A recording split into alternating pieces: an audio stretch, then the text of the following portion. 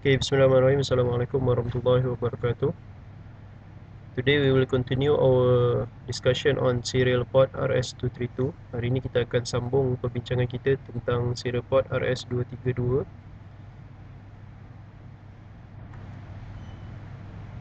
So sebelum ni kita dah bincangkan tentang communication protocol. So hari ini kita akan tengok bagaimana perbezaan kalau kita tukar setting or we change the setting on the protocol between two devices. Okay, kita nak tengok dari segi dia punya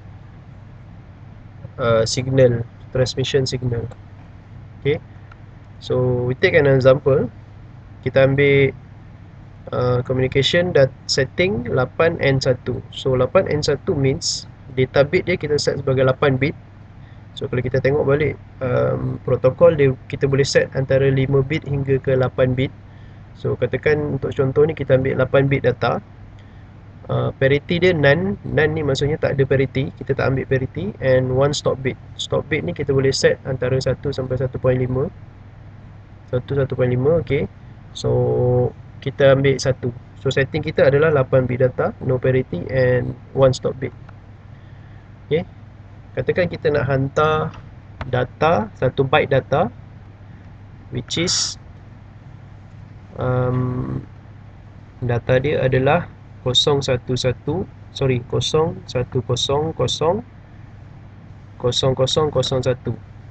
Okay, which is kalau dalam hexadecimal dia adalah 41.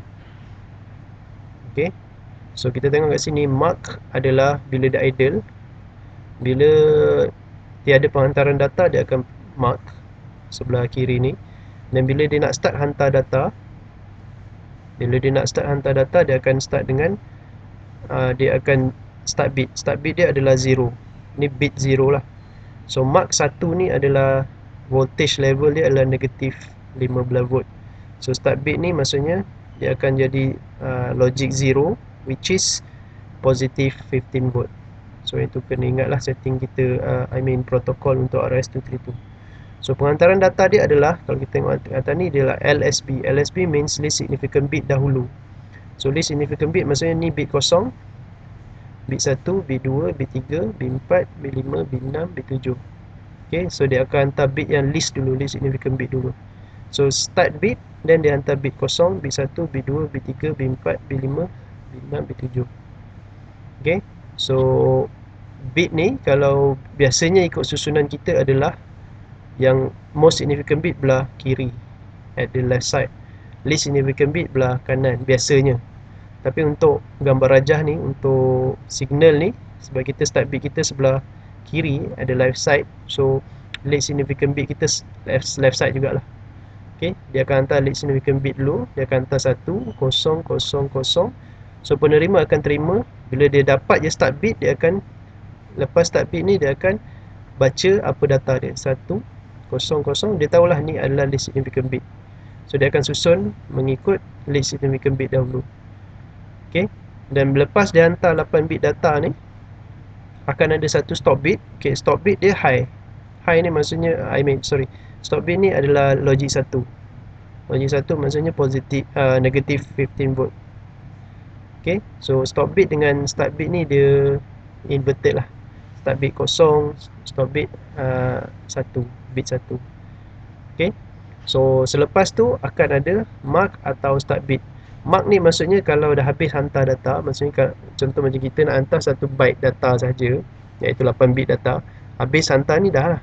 So lepas habis hantar, lepas habis hantar data, dia akan pergi idle balik mark.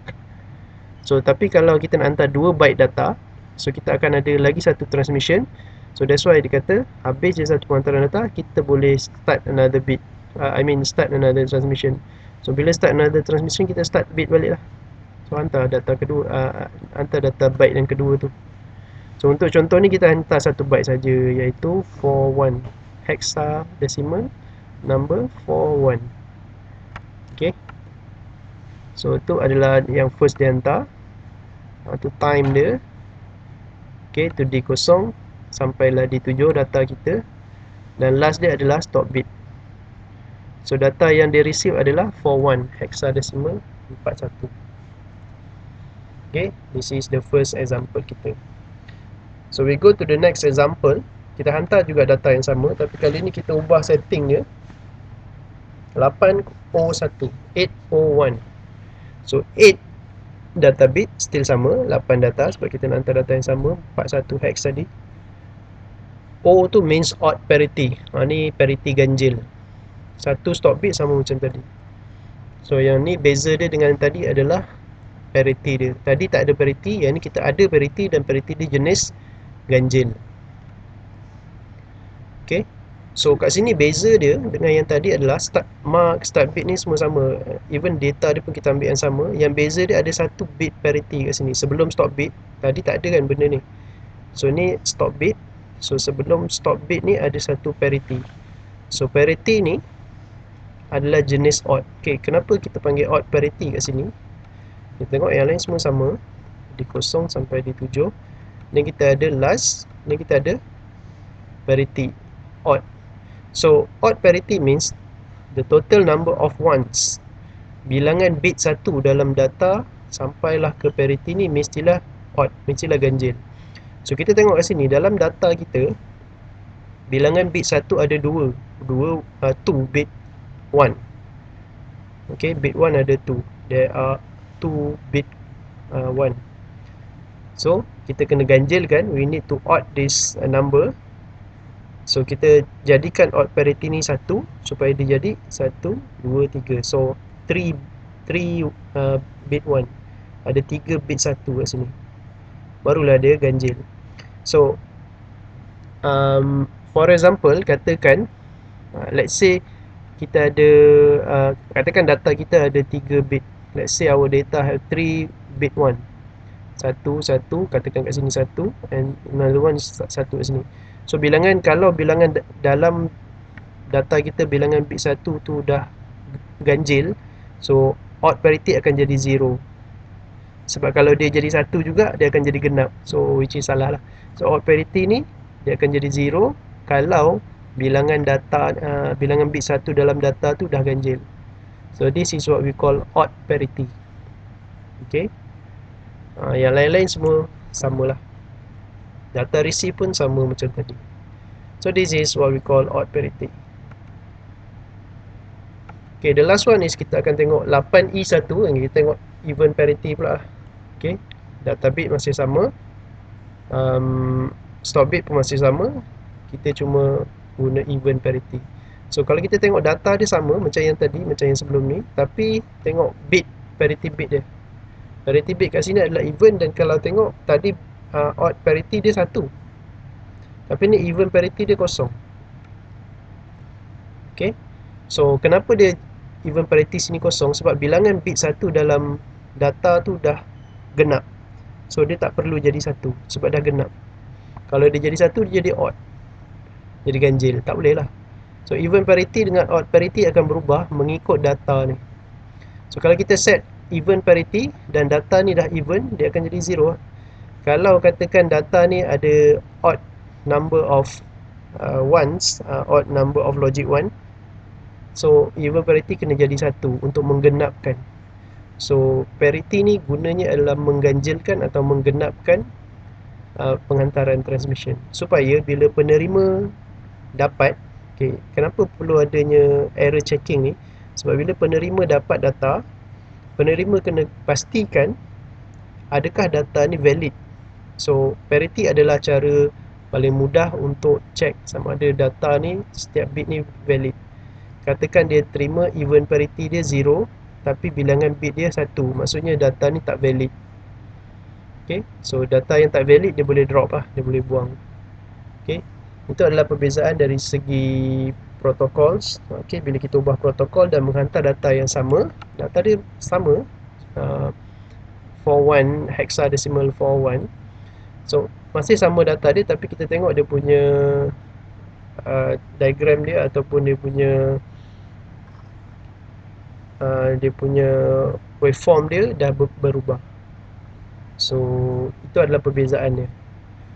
Okay, so sebagai latihan kita reverse, saya bagi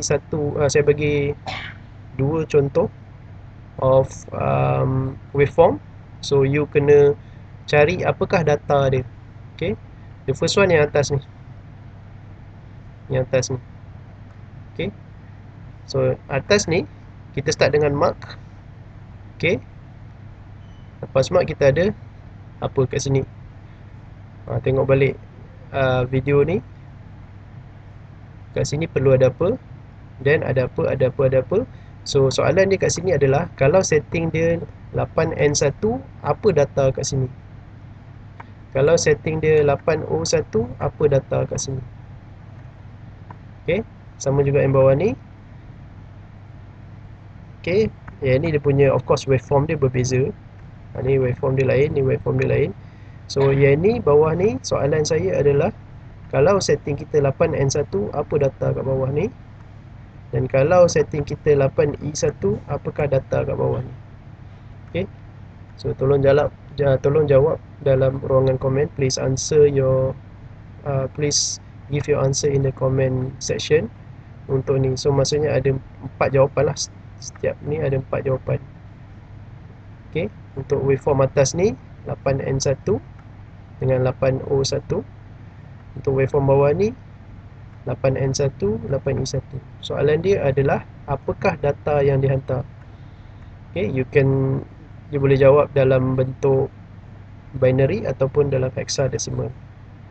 Okay, so saya akan tunggu jawapannya untuk you guys cuba jawab.